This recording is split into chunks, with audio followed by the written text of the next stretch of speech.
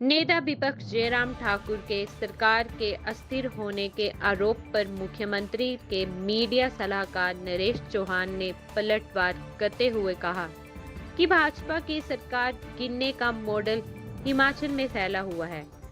प्रदेश की जनता ने उपचुनाव में सब सिखा दिया है। अब सरकार पूरी तरह से स्थिर है और कांग्रेस के पास 38 विधायक हैं। जयराम बताएं कि उनके पास क्या आंकड़े हैं और सरकार बनाने का दावा कर रहे हैं। अब 3 उपचुनाव होने जा रहे हैं।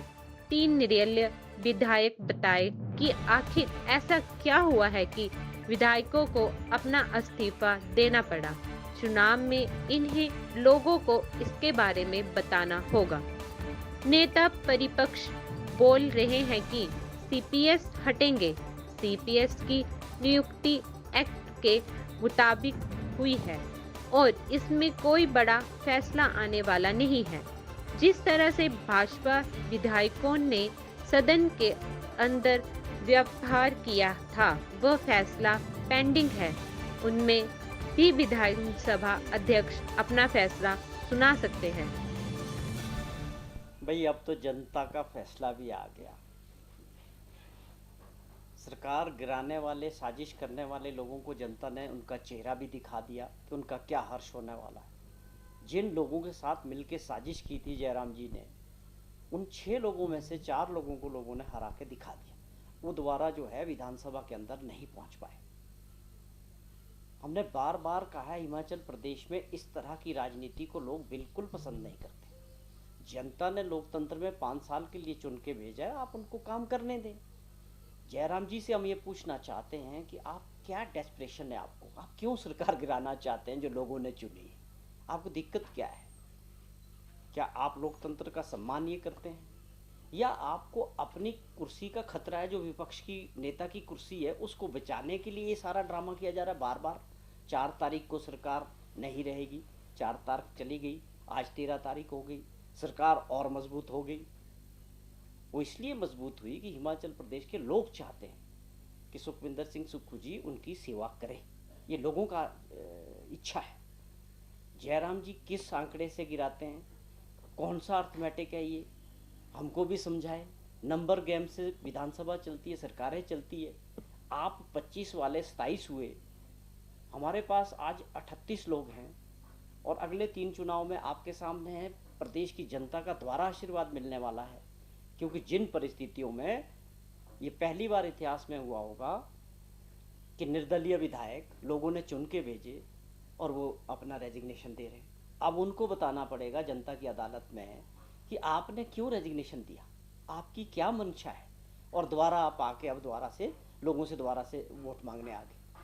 तो ये परिस्थितियां लोगों के सामने हैं। जयराम जी को ये समझ लेना चाहिए कि आपको 2027 तक इंतजार करना है।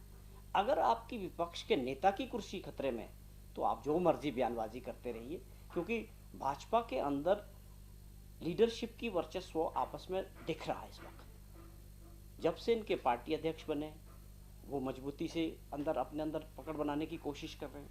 नई परिस्थितियों में अनुराग जी भी दिल्ली से फ्री हो गए, मुझे लगता वो भी प्रेशर होगा जयराम जी पे। तो ये सारी बातें, ये सरकार पूरा कार्यकाल पूरी मजबूती से जनता से किए गए वादों को पूरा करेगी और जनता की उम्मीदों पर खरा उतरेगी। उसका कारण है कि मुख्यमंत्री और इनके लोगों की मंशा बड़ी साफ है कि जो हमने वादे किए, जो प्रोमिस किए हैं, अभी आप देखें कि बहुत जल्दी वादा किया था मुख्यमंत्री जी ने कि जैसे ही कोड ऑफ कंडक्ट हटेगा, 2 महीने का पैसा जो है हमारी माताओं बहनाओं के जेब में जाएगा, 3,000 रुपये अप्रैल और मई का। आप देखना बहुत जल्दी उसकी सरकार ने पैसा रिलीज कर दिया है और ये 1,500 रुपया जो सम्मान निधि की है, हिमाचल प्रदेश में बहुत जल्दी से महिलाओं को मिलने वाला है। कि जहाँ तक सीपीएस का सवाल है, जो सरकार में बनाए गए हैं वो हमारे एक्ट में प्रोविजन है राज्य के, उसके तहत वो बनाए।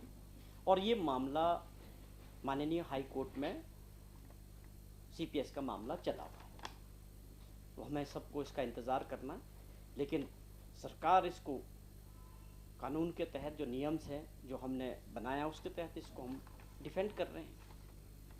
लेकिन फिर भी और ऑप्शंस रहेगी, आगे भी लीगल ऑप्शंस है, सुप्रीम कोर्ट हैं, और हमें उम्मीद है कि अभी इसमें कोई ऐसी बात नहीं होनी चाहिए। लेकिन जहाँ तक सवाल जयराम जी का है, वो बार बार इस बात का जिक्र कर रहे थे कि 4 तारीख को सरकार जो है प्रदेश में भी बदलेगी। ये उनका चुनाव के दौरान जो प्रचार था उसका थीम ये था, उन्होंने बनाया कि जहाँ लोकसभा में लोग मत डाल लें, लेकिन राज्य की सरकार भी इन 6 बाई इलेक्शन की वजह से गिर जाएगी। अब ये बताएं देश प्रदेश की जनता को कि आपका क्या लॉजिक था, इसमें के पीछे कौन सा गणित था, कौन सी सोच थी। लेकिन एक सवाल बहुत अहम है हिमाचल प्रदेश के संदर्भ में अगर हम बात करें। आपको याद होगा जब ये एपिसोड हुआ था, उस दौरान भाजपा के जो विधायक थे विधानसभा के अंदर, हाउस के अंदर, जिस प्रकार का बिहेवियर उन्होंने किया हाउस के अंदर स्पीकर साहब के साथ, उसके बाद उनको 9 लोगों को उसके लिए नोटिस दिया गया था, सस्पेंड किया गया था। वो फैसला अभी पेंडिंग है और बहुत गंभीर है। वो अपने आप में बहुत गंभीर है कि अगर हाउस के अंदर उस प्रकार से बिहेव करेंगे माननीय सदस्य, उसको बड़ी गंभीरता से स्पीकर साहब ने लिया, होना भी चाहिए। तो वो फैसला बहुत अहम है, उस पर फैसला करना है स्पीकर साहब ने आने वाले समय में। मैं समझता हूँ कि हिमाचल प्रदेश की राजनीति के संदर्भ में वो एक बड़ा अहम फैसला भी जो है पेंडिंग है। इससे अगली रूपरेखा जो है वो क्या फैसला लेते हैं, किस तरह से लेते हैं, ये तो हम सबको इंतज़ार करना पड़ेगा। उसमें डिस्क्वालीफाई का भी है।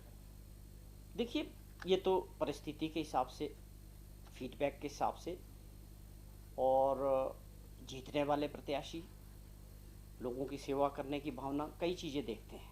उसमें ये भी एक बड़ा क्राइटेरिया रहता है कि जो वहाँ के हमारी कांग्रेस कमेटीज़ हैं, वहाँ के लोकल कार्यकर्ता हैं, लीडर्स हैं, उनकी क्या भावना है। और जीत अवश्य एक इम्पॉर्टेंट क्राइटेरिया है। और हमें उम्मीद भी है कि जिन परिस्थितियों में इन 3 जगह दोबारा चुनाव हो रहे हैं, वहाँ की जनता बहुत समझदार है, जागरूक है। वो समझते हैं कि हमने 15 महीने पहले ही चुनाव में आपको भेजा, आपके पास कौन से ऐसे कारण रहे कि आप कौन सी शील्ड लेके वापस आए कि रिज़ाइन करके आए। वहाँ की जनता को क्या मिला? यही मिला कि उनका विकास रुका और दोबारा चुनाव में जाएंगे। और मैं एक चीज़ और आपके सभी के माध्यम से कहना चाहता हूँ कि प्रदेश की जनता ये समझती है कि हमारी सरकार मजबूत सरकार है, पूरे 3.5 साल लोगों की सेवा करने वाली। मैं ये अपील ज़रूर करूँगा कि वो अपने प्रतिनिधि को सरकार के साथ जोड़ें। आप अपना प्रतिनिधि विपक्ष में बैठने के लिए थोड़ी भेजेंगे, वो सरकार के साथ जोड़ेंगे, विकास की गति तेज होगी। जो ये 15 महीने खराब किए इंडिपेंडेंट लोगों ने, ये एक नसीहत होगी आगे के लिए कि कभी लोग इंडिपेंडेंट लोगों के ऊपर विश्वास नहीं करेंगे। पार्टी के साथ जोड़ें, हमारी सरकार के साथ जोड़ें, और आप देखें विकास की गति कैसे बढ़ती है।